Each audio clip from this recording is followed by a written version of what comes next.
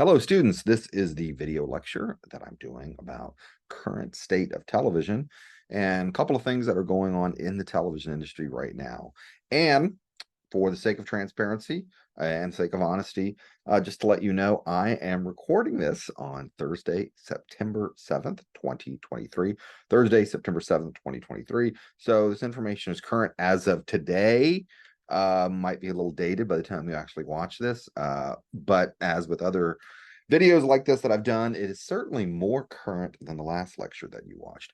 Now, to get the full effect of this, you really should, for students in JMS 200, you really should watch the video lecture that's posted immediately before this on Canvas, the one about TV revenue streams and streaming. Okay, so this is sort of a second part, and it really builds upon the last one about revenue streams and streaming, and assumes that you watch that and assumes that you know that. Okay, so quick thing before I share my screen and get into the lecture slides. I already had it in my head today that I was going to do this video lecture. I was very excited about it, put together some information, and then lo and behold, look at this.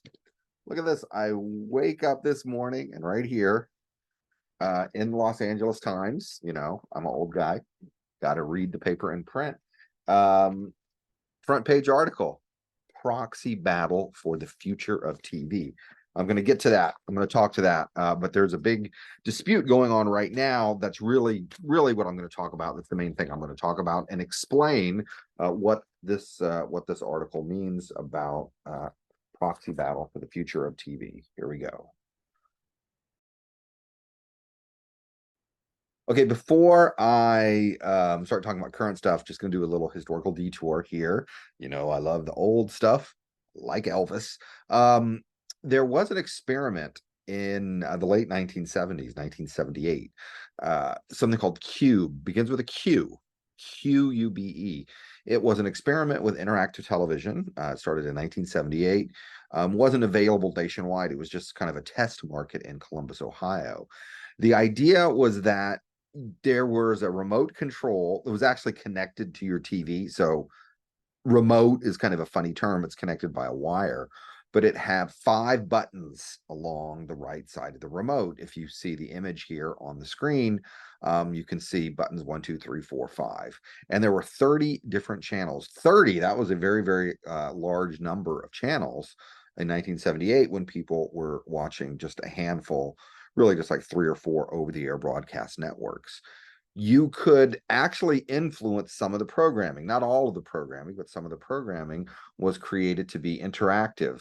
They did something that was like an early version of American Idol. It was a competition show where people would perform, including Andy Kaufman. If anyone out there knows who Andy Kaufman was, you could perform and then say, which performer did you like? Press 1, 2, or 3. And then they would incorporate the results and say, you're moving on and you're off the show. They would also do simple game shows and things like that. In the academic literature on television history, if Cube is mentioned at all, it's generally mentioned as a failure, an early failed attempt at interactive television. I take issue with that. I've covered or studied this topic pretty deeply, and Nickelodeon, the current channel, I assume y'all are familiar with that. Nickelodeon started as a service on Cube. MTV clearly came out of Cube as well. There was a show on Cube that had DJs playing music, and they would even allow you to pick the next music video that was going to air, which clearly led to MTV, also started by Warner Communications. And then the whole concept of pay-per-view programming, rather than paying one flat rate for movies per month, you would pay by the movie. Cube actually did that. So to say it was a failure, I don't think that's correct. There was also some attempts at gaming. I'm going to play right now some video of an early game. It's very simple. You just kind of have to pick one of the options. This kind of game would work pretty well with a really simple TV remote. We still don't have interactive television today. That's a debate. Maybe y'all can discuss this. Do we even want interactive television, or would you rather watch a show and have the ending selected for you?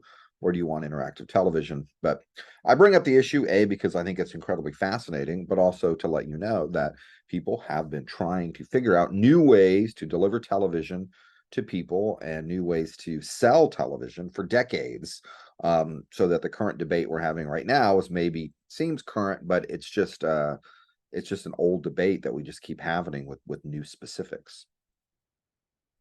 Okay, now I've got some charts here. I've been collecting these. These come out every couple of weeks, every few months, and I've been snagging them for a few years now. Nielsen is the company that tracks media consumption in the United States. And this, we're going way, way back, all the way back to May 2021.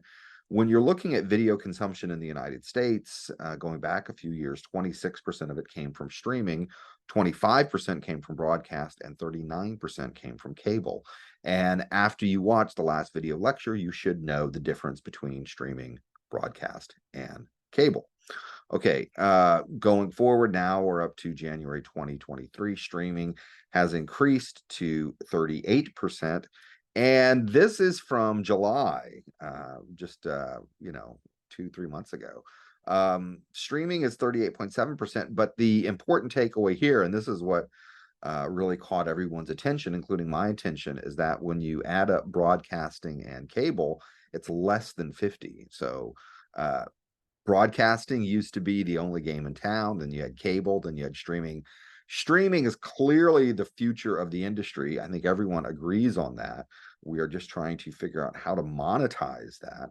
But this was kind of a watershed moment in television history in the United States when broadcasting and cable is now accounting for less than half, just under half of the video consumption. Something you should know, an acronym you should know, by this point, you should know SVOD, subscription video on demand. You should know AVOD, AVOD, advertising supported video on demand. Here's another acronym. Put this in your notes as well. FAST, FAST, stands for free ad-supported streaming television. What's funny about this, to me, it's funny, is that we're now seeing evolution of television come full circle. The original model of television was you watched free content on broadcast television. You did not control when a program started or stopped, and you had to watch ads every now and then.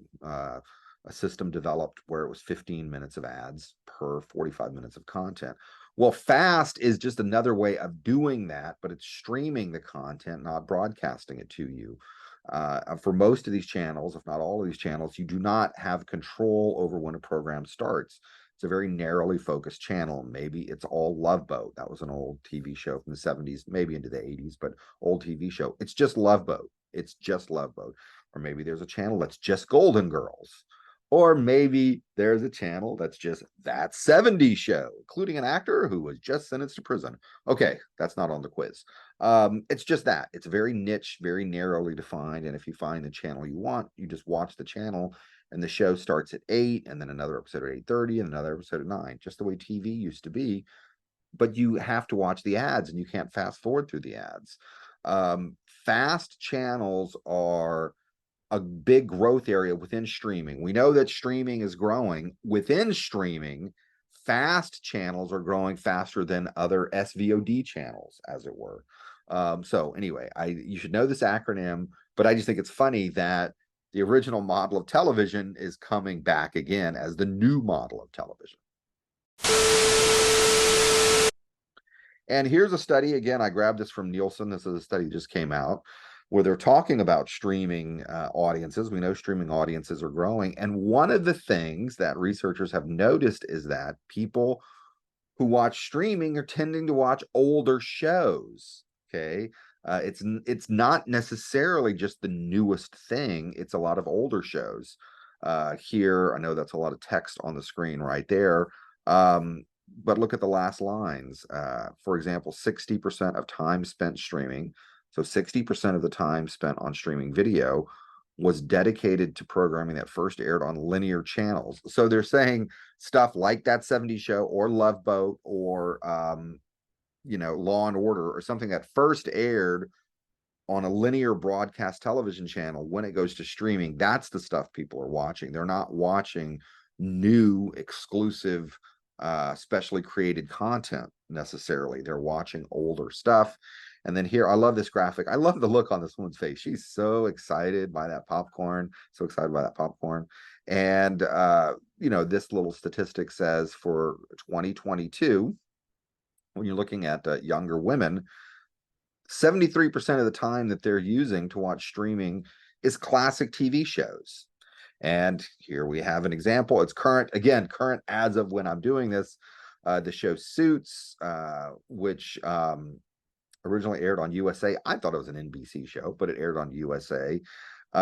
It turned out to be phenomenally popular on Netflix and Peacock. And here the last line said, the most watched title ever acquired by a streaming service, according to Nielsen, which is kind of remarkable. I wonder if they're going to revive. I wonder if they're going to revive the show Suits based on the new life that this old show found on broadcast. The streaming industry is not doing well. I know that sounds like contradictory. I just said streaming is growing, but the companies that are providing the streaming content are all struggling. Netflix has very famously seen its number of subscribers go down after many, many years of continued growth.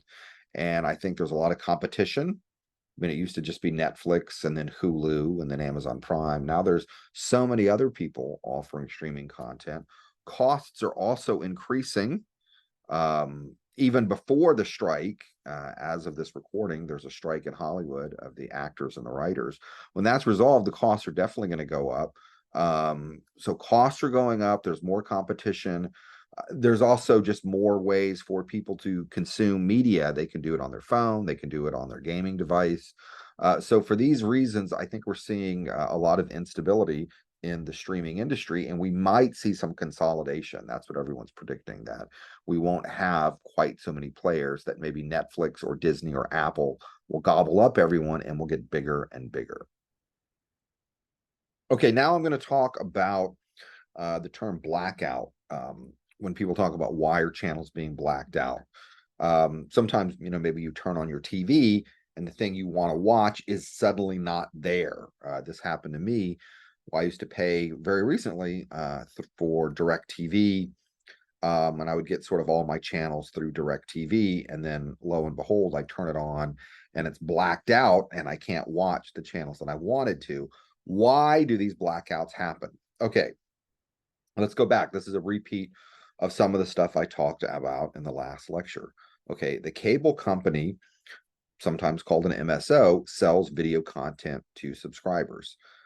Subscribers theoretically could also receive over-the-air signals for free. Only 15% of people actually do that. Most people choose to pay for their TV through some type of streaming package or some type of cable package, as it were. That 15% is on an increase. I think costs of streaming and cable have gone up. It's actually driving people to go back to the original model television of receiving it for free. Now, okay, even though most people could theoretically get the over-the-air signal for free, they choose not to do that. They choose to pay a cable company. Just bear with me now. So you're paying the cable company to give you a signal from the over-the-air local TV channels. And you also receive cable-only channels. MTV is one, ESPN is one, CNN, Fox News, MSNBC. These are only exist on cable. You couldn't ever get it in broadcasting because that content doesn't exist. A blackout occurs when the cable channel like MTV, VH1, or the local station like the local ABC affiliate says, I want more money. I need more money. You, meaning you, the cable company, you are selling a whole lineup of video content to people. You're charging them $100 a month. Where's my piece of the pie? Because I'm giving you my signal to put in with all that other stuff. So that's why blackouts occur when the creators of video content, whether that's an over-the-air local TV station or a cable channel, wants increased compensation. And people ought to get paid for the work that they do. People ought to get paid for it. But when they ask too much, the cable company might say, we're not ready to pay that. And then a channel is blacked out. Okay, a channel is blacked out. The video that I've used, that I've shown here, was a dispute between local stations owned by a company called Nexstar and then the DirecTV service, which I used to pay for. Okay, now I'm finally going to get into that article that I talked about at the beginning. Okay. This is a big thing going on right now, and it is a big thing. First off, Disney. Disney's huge. Y'all love Disney. People from Southern California are crazy about Disney. Okay, let's just assume that. Disney owns a lot of things and owns a lot of companies and owns a lot of different video networks, including ESPN, and including Disney Plus, including ABC. I think they also own FX and then a couple of other channels as well. Okay, so Disney owns a lot. Charter is a big cable provider. Okay, um, they are having this dispute with Disney that's so bad, it's so bad that you have LA Times and the New York Times and other trade journals writing about like this could be the death of old-fashioned television. The resolution of this could show how things are going to work moving forward. Why are Charter, which is the cable company, and Disney feuding? And it's so bad right now that all of the Disney services, including ESPN, have been removed. Have been removed from this cable package. So if you live in Southern California and you sit down to watch sports and there's a game you want on ESPN, it's just not there. It's just not there. It's literally blacked out. Why is that? Um, it's so bad that Charter actually had a meeting and they put this together, the PowerPoint. And I'm going to explain this. I'm going to go over this, but this is from an internal PowerPoint slide deck that Charter presented just a couple of weeks ago. But I'm going to explain it for you. Okay, Disney asks for more money for their content. Okay, similar to the blackout discussion I had. Okay, well, now cable subscribers are already cutting the cord.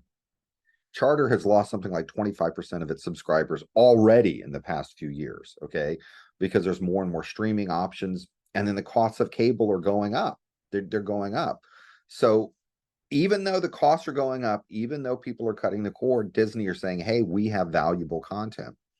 So if Disney and everyone else wants more money, then you have to raise the rates for the cable packages. So the remaining subscribers are going to have to pay more. There's fewer and fewer subscribers, and they're being asked to pay an increased cost every single year. As the costs go up, the cord cutting goes up. People are abandoning cable altogether. And now you're getting into the cycle. I think that's what the last graphic that I showed from Charter's internal presentation was showing. It's like a death cycle, right? Death cycle.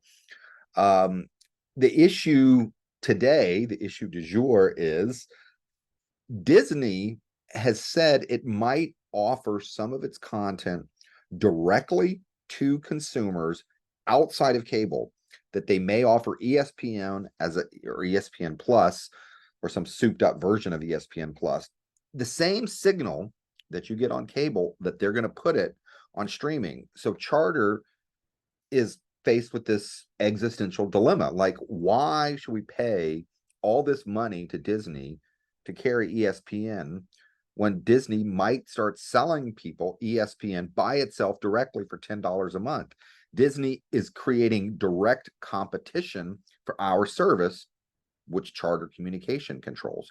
So Charter has even floated the idea that they're going to get out of the video business altogether, that they're just going to abandon video altogether and make money by selling telecommunications, high-speed internet, Wi-Fi service, things like that, and just say, to hell with it, we're not selling video anymore at all, which I don't know what the future would mean there. But anyway, it's a big deal. I know it's very inside baseball. I know it's very wonky. I know it's very technical, but television is not going away. I'm going to be teaching for another 10 years, inshallah, maybe 11. I know we're going to have TV in the future, but how are people going to pay for it? Who are going to be the companies providing it? And how does that affect how educated we are as a democracy? Anyway, okay, I hope y'all got something out of it and find the inner workings of the TV interesting, remotely fascinating, or at least a little bit fascinating the way I do. Over and out.